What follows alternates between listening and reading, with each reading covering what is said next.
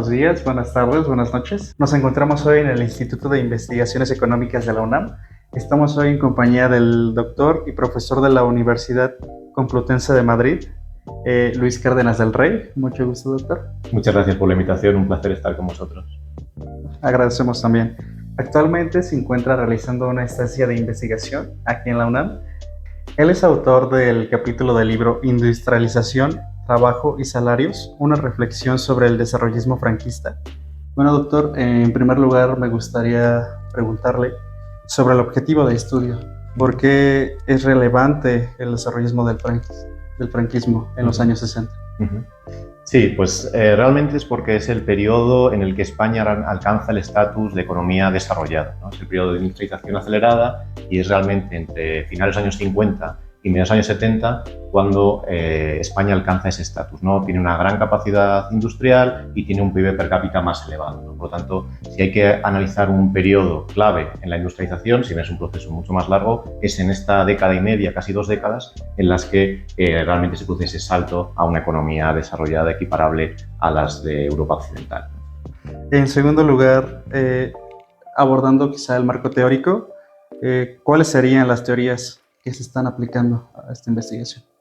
Sí, realmente antes de la investigación que yo he realizado, digamos, el convencimiento generalizado era que el crecimiento venía por el lado de la oferta, en el que gracias a un proceso de liberalización comercial a raíz del plan de estabilización del año 59, la economía española supera las restricciones de oferta que estaba encarando como consecuencia de un periodo en la primera parte de la dictadura autárquico, ¿no? Con restricciones comerciales. Y gracias a esa apertura comercial, pues se consiguen generar y comprar insumos externos, ¿no? Y la industria empieza a crecer, ¿no? Por lo tanto, es una explicación por el lado de la oferta basada en esa apertura comercial. Entonces, la teoría que yo intenté trasladar al caso de España, porque si bien se había realizado para otras economías occidentales, en concreto pues para los países de Europa occidental, era una rama del keynesianismo que consiste en incluir la distribución del ingreso, ¿no? Es lo que se llama la teoría calequiana del crecimiento.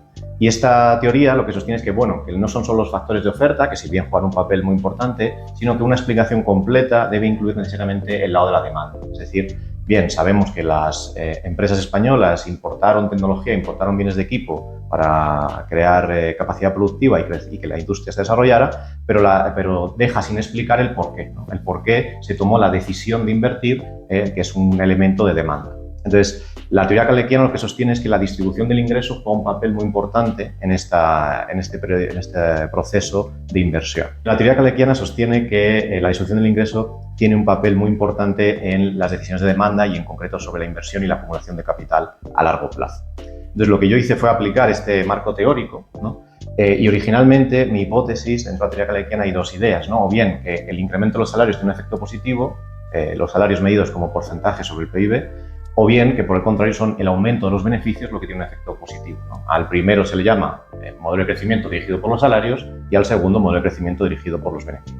Entonces mi hipótesis original es que, claro, en el contexto de una dictadura militar de corte fascista, ¿no? Pues lo que estaba viendo era un proceso de represión de los salarios y que por lo tanto lo que estaban aumentando eran los beneficios, ¿no?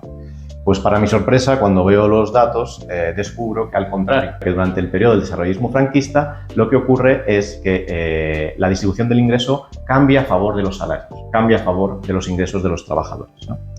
Entonces esto es un hecho relevante y entonces lo que encuentro es que la explicación es al revés, que fue en gran medida gracias a ese aumento salarial lo que permitió el incremento del consumo y el incremento, por lo tanto, de la inversión, porque las empresas tienen que invertir para producir más bienes de consumo, lo que generó un proceso de crecimiento acelerado, que es lo que dio lugar a la industrialización durante estas 2 décadas, ¿no? Por lo tanto, complementé las explicaciones de oferta con las explicaciones de demanda, ¿no? De hecho, así combino estos 2 marcos teóricos diferentes. ¿Cuáles serían las novedades a estas contribuciones que se han realizado a la investigación?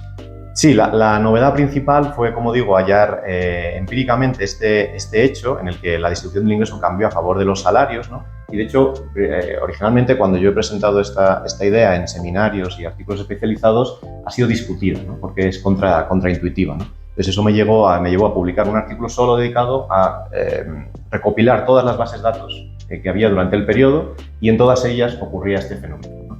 Entonces, más allá de todo duda razonable, se produjo este aumento salarial que permitió, como digo, un cambio distributivo a favor de los beneficios, ¿no? Esa yo creo que será la primera contribución.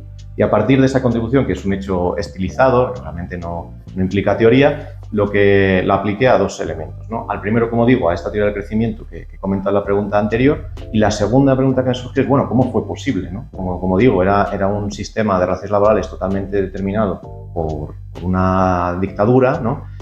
¿Cómo fue posible que aumentaran los salarios cuando realmente toda la política iba orientada al contrario, ¿no?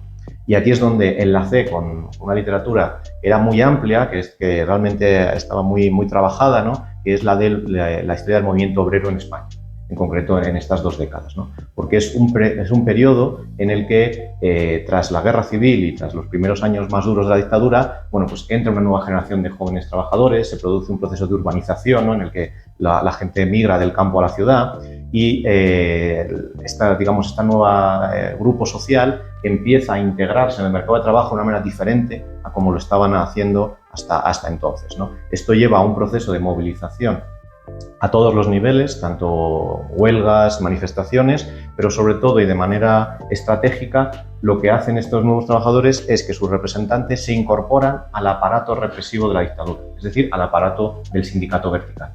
Y apoderándose, digamos, de esos estatus de poder que les permitían, siempre con márgenes, ¿no? Y siempre limitado y siempre supervisado, pero fueron capaces de representar a los trabajadores y de conseguir mejoras salariales, ¿no? Entonces, por lo tanto, la explicación principal de ese cambio en la distribución de ingresos tiene que encontrarse en esa capacidad de revitalización y movilización del movimiento obrero durante esos años. Bueno, doctor, y me gustaría preguntarle, ¿usted encuentra alguna relación o sobre todo similitud con el periodo de sustitución de importaciones dado aquí en México y el desarrollismo franquista? Sí, yo creo que el principal paralelismo fueron que durante los planes de desarrollo aplicados por los gobiernos tecnocráticos, la principal preocupación era la restricción de balanza de pagos.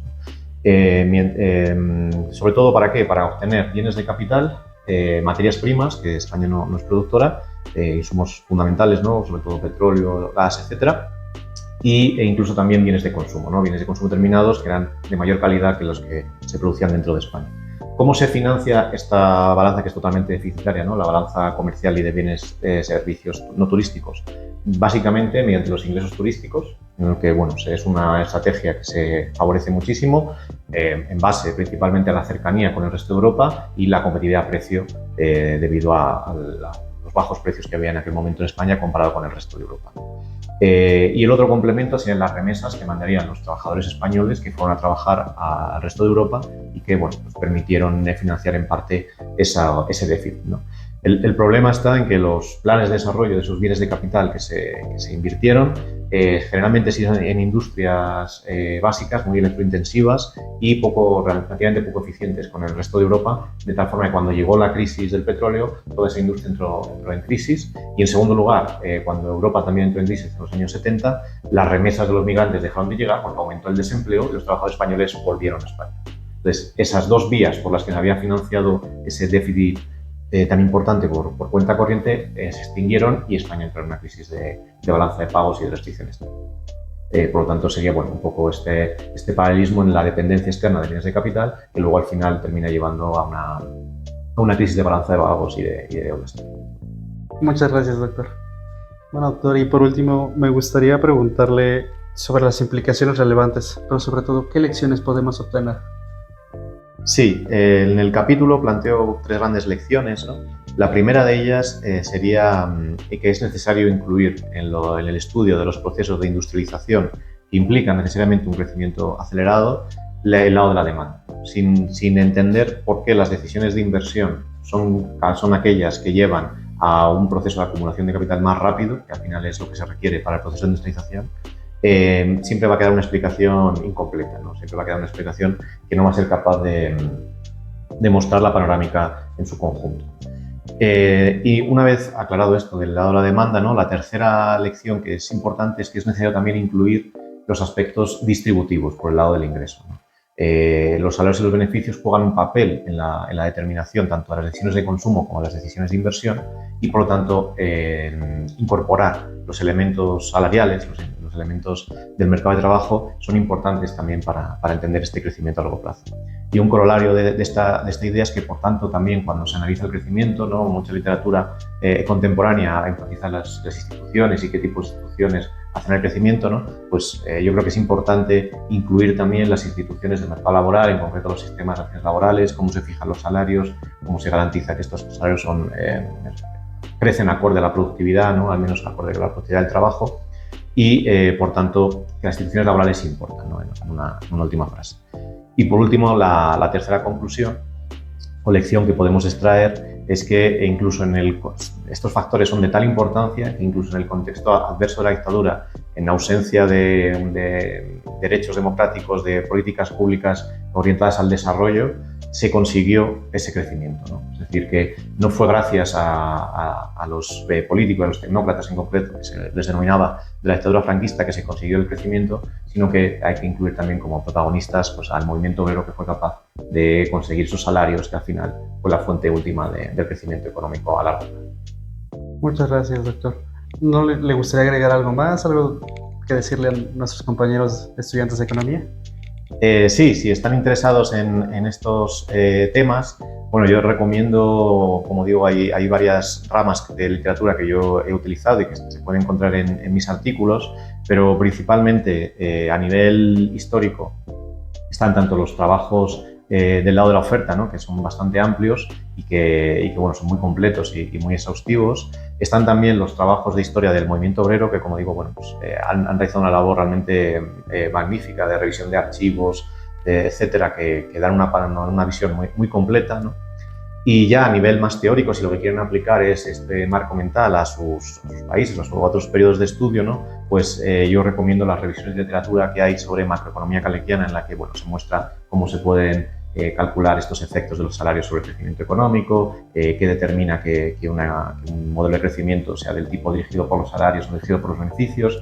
Y, en fin, yo creo que es una herramienta útil para comprender las economías tanto históricas como contemporáneas. Muchas gracias, doctor. Agradecemos mucho su tiempo, el espacio. Dejaremos aquí abajo el resto de artículos para que puedan revisarlos. Y Acatlán es grande, Acatlán en grandes.